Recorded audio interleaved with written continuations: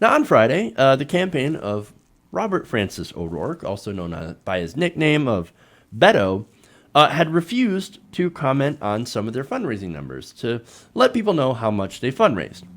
Now, on Monday, however, that changed when they announced that he had raised about $6.1 million in donations in the first 24 hours of after announcing his presidential campaign.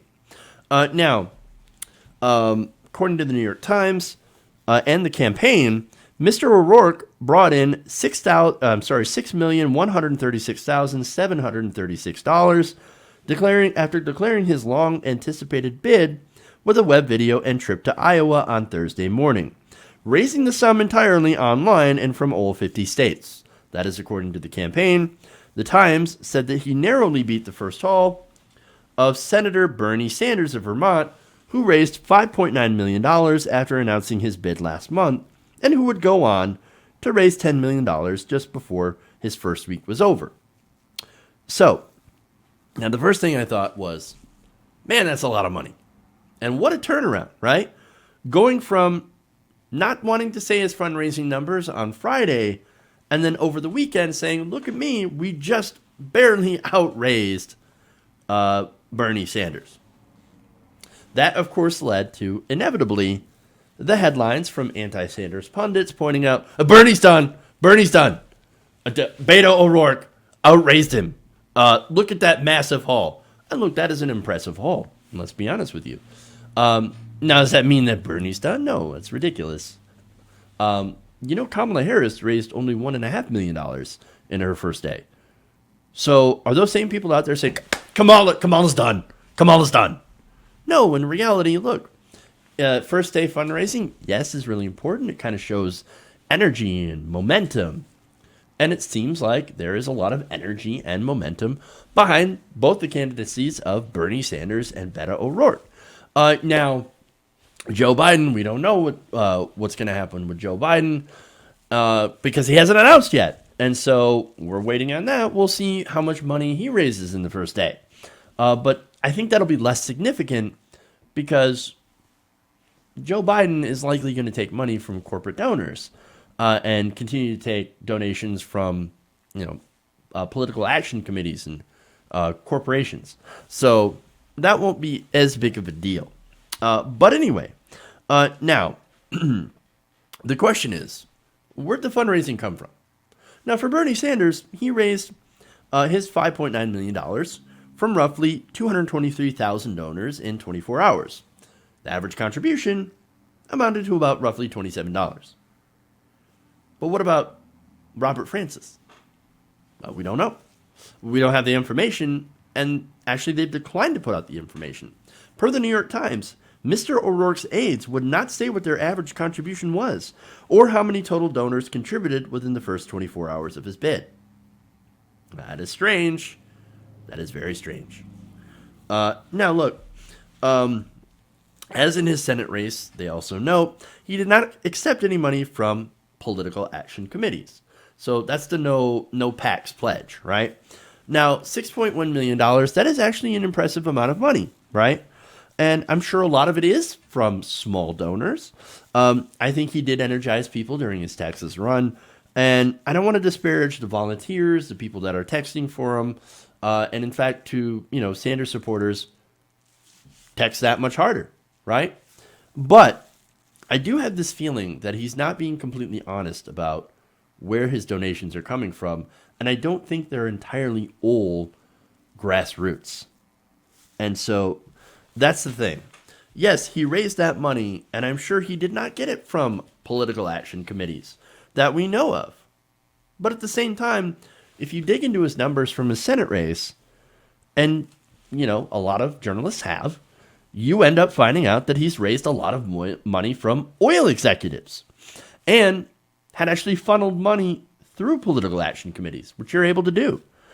Journalist David Sirota looked through his record, and he got about $430,000 in donations from people in the oil and gas industry. A lot of these executives donated the maximum. Now, the maximum for personal donations to a political campaign is now $2,800. So if these people, a lot of these executives, very wealthy people, enough of them get together and max out their donations, you can make $6.1 million in no time. It's actually really easy to make that amount of money. But if you're doing it $27 at a time, well, then it takes a lot more donors to get to that point. So the point is, did Beto get a lot of grassroots small donors? Or did a lot of those donors, or a large majority of those donors, come from executives? That is the question, and we don't know the answer to that quite yet. Now, on some of those donors, by the way, during Beto's campaign against Ted Cruz, a lot of people despise Ted Cruz. I supported him against Ted Cruz, and that's on the record. You can go back and look at some of my videos during that campaign.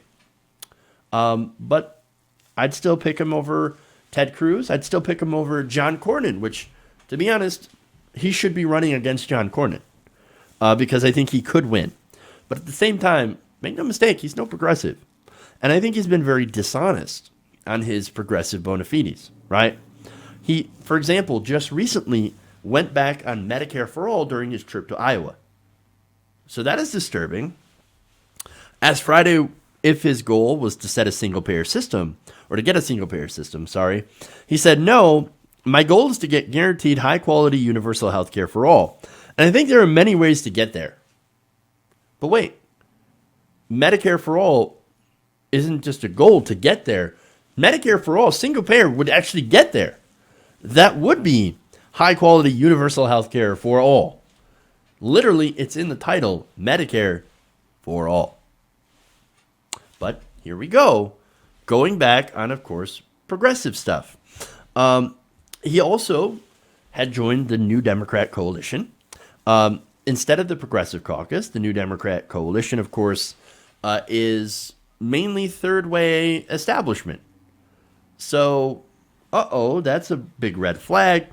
And now, recently, news has come out that a wealthy Obama bundler is raising money for Beto O'Rourke's campaign for 2020. Now, this is Louis Sussman, who is the former U.S. ambassador to the UK and a lead bundler for Barack Obama's first presidential campaign. And it's reported that he has been speaking with political financiers from across the country, including those in the finance industry, to see if they will invest in O'Rourke's campaign, according to people with direct knowledge of the outreach. Sussman also announced that he and his family and his friends were, quote, very excited to support O'Rourke in his campaign.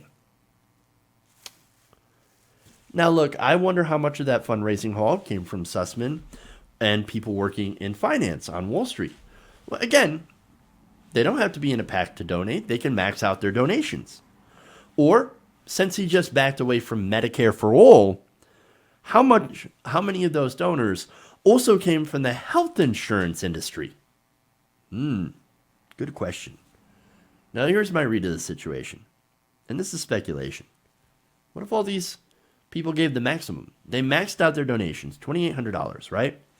And they did that in order to drum up fake enthusiasm by pushing this just slightly over Bernie Sanders. These executives, these bundlers, they're not going to be able to give again, right? But they tapped some pretty deep pockets to be able to get Beto going right out of the gate and to make him a contender, because you know that the conversation in media right now, and we're seeing this all over the place, is number one, look how much money Beto had raised. Look at how much money he raised. He outraised Bernie Sanders. That is the refrain that you will hear now in mainstream media. And right now, that conversation is going on at MSNBC and CNN, because all they care about is how much money you can raise, And again, it's another way to also sideline Bernie Sanders. So you raise this money out of the gate, and it makes it seem like your campaign has a lot of momentum, and it's a good way to consider anointing a candidate. And look, we're not going to know the answer to this until the campaign discloses their donor information. They have to on April 15th, right? But of course, by then, who's going to be paying attention to where the money's coming from? We would already have had this conversation. It may have already sparked additional fundraising from Democratic donors and party loyalists and people who want to see Bernie Sanders not get the nomination. And so nobody's going to be talking about it except for probably us.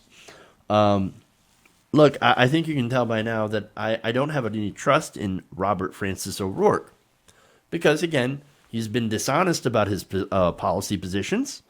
And to me, it seems like somebody who is another vapid Obama-esque politician. There's lots of style, but very little substance.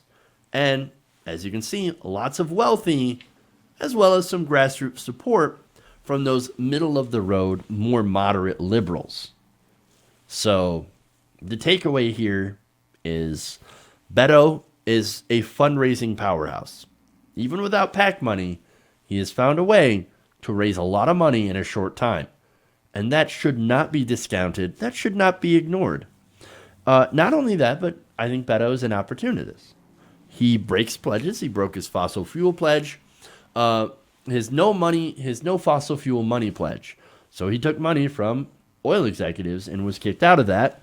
And look, I mean, there are a lot of issues with O'Rourke, right? Seeing that he broke that pledge to not take fossil fuel money, could he have also broken his pledge to not take corporate PAC money? I don't know. And that worries me as well. And of course, the third takeaway is he's formidable, right? In the same ways that Obama was. He's young, he's well-spoken, he gives out lots of platitudes, and now gets lots of money. So I think Beto is going to be one of the top three. Again, this is a long primary season, but seeing as how powerful he was right out of the gate, I mean, I think we're going to be dealing with Beto O'Rourke for quite some time. Hey guys, hopefully you enjoyed that free video. Now I'm going to have to ask you a favor. Between the demonetization and the YouTube algorithm messing around with view counts, etc., we're having a hard time adjusting to the new YouTube reality, which is where you guys come in. See, we have a Patreon, patreon.com/TYTNation, set up to help us rely on you guys, the viewers, instead of big corporate ads. Look, you know the show. You know I'm not in favor of big corporations anyway. So help us transition away from relying on the ad model to pay the bills and sign up to be a patron, patreon.com/TYTNation. That goes a long way to help us keep the lights on. And you guys will know that you're supporting independent progressive media.